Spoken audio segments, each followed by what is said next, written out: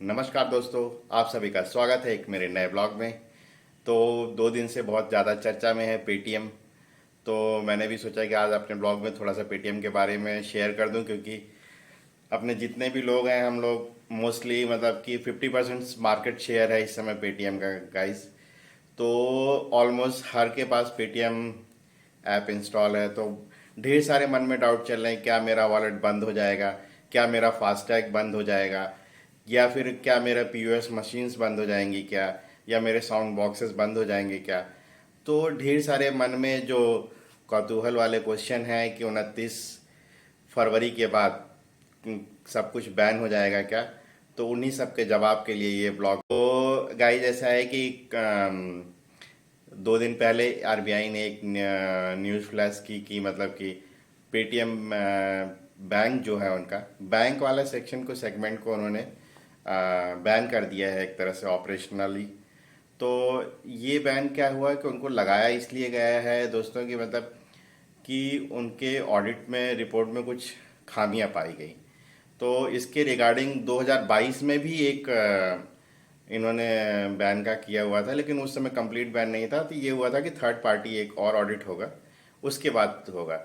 तो उस समय भी यही हुआ था कि नए कस्टमर बनाना इनके लिए बैन हो गया था पिछले 1 साल पहले। और अभी तो कम्प्लीटली बैन कर दिया, नए कस्टमर हो या पुराने कस्टमर।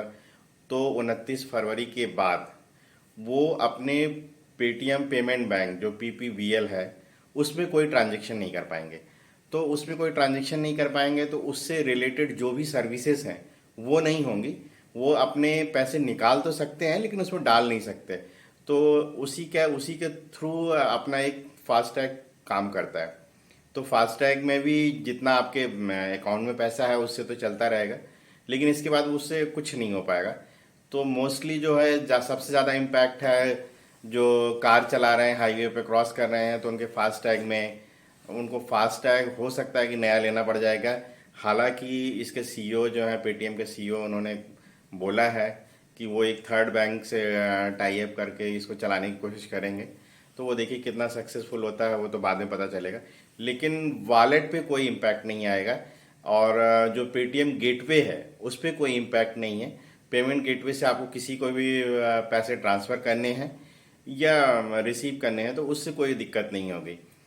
हाँ, पेटीएम बैंक में अगर कोई चीज़ सीड हो रहा होगा तो वो उससे नहीं हो पाएगा। आप जैसे पेटीएम वॉलेट में आपका एसबीआई का अकाउंट है, आपका एचडीएफसी बैंक अकाउंट लिंक्ड है, तो उसके यूपीआई के थ्रू पेमेंट आप कर सकते हैं किसी को भी।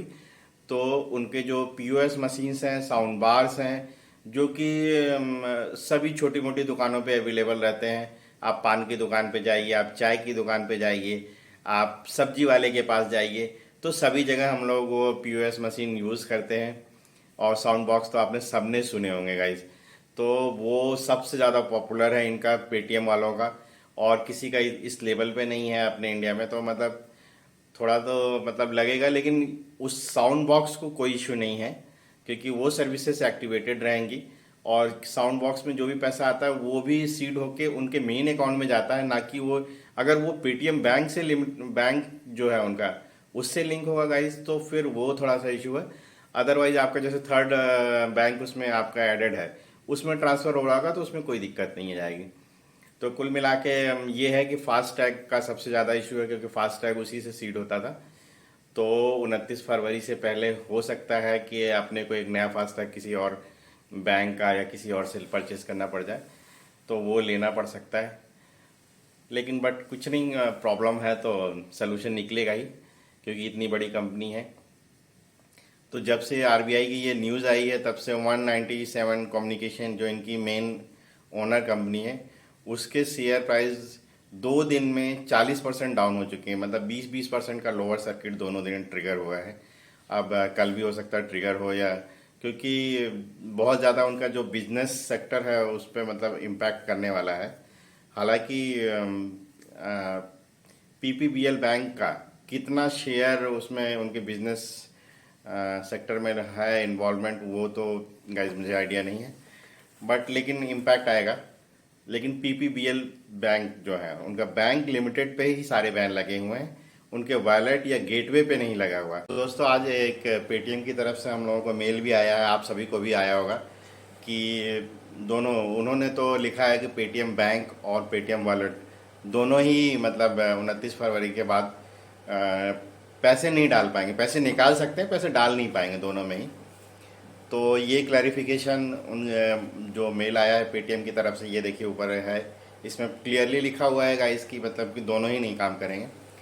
और जो उनके सीईओ की तरफ से एक ट्वीट किया गया था, उसमें देखिए गाइस ये लिखा हुआ है क्लियरली कि उनकी पीओएस मशीन्स और जो उनके साउंड बॉक्सेस हैं वो काम करते रहेंगे एज पर मतलब जो भी थर्ड बैंक के साथ उनका टाई अप करके चलाते रहेंगे वो दोनों सर्विसेज को।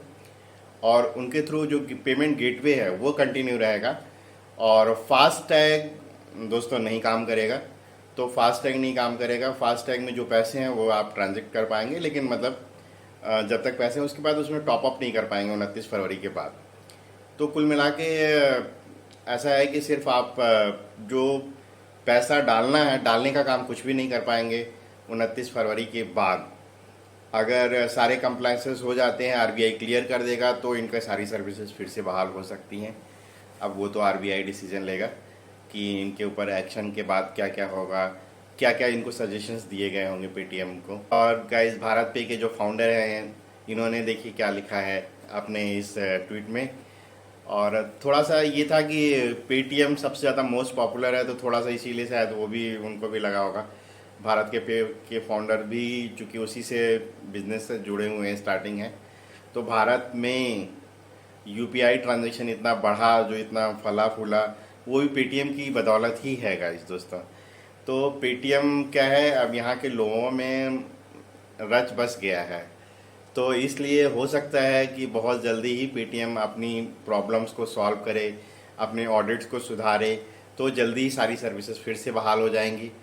तो चलिए दोस्तों, नमस्कार, जय हिंद। आपको ब्लॉग कैसा लगा कमेंट करके बिल्कुल बताइएगा, और अच्छा लगा हो तो लाइक शेयर और सब्सक्राइब कर दीजिएगा।